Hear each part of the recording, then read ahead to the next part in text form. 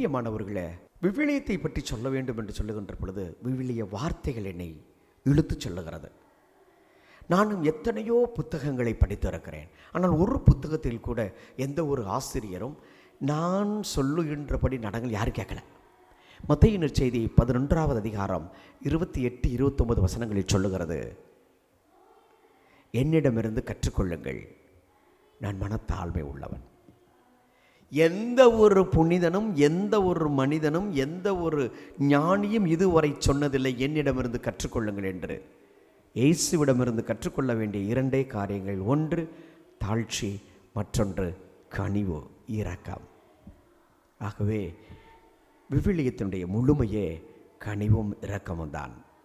அந்த கனிவையும் இரக்கத்தையும் இந்த விவிலியத்திலிருந்து பெற்றுக்கொள்வோம், அதை வாழ்வாக்குவோம். நீங்களும் கிறிஸ்துவின் சீடர்கள். கிறிஸ்து கற்றுக் கொடுத்த பாடத்தை நீங்கள் வாழுகின்ற பொழுதுதான், கற்றுக்கொள்ளுகின்ற பொழுதுதான் கிறிஸ்து அவன், கிறிஸ்து அவள் என்று அழைக்கப்படுகிறோம்.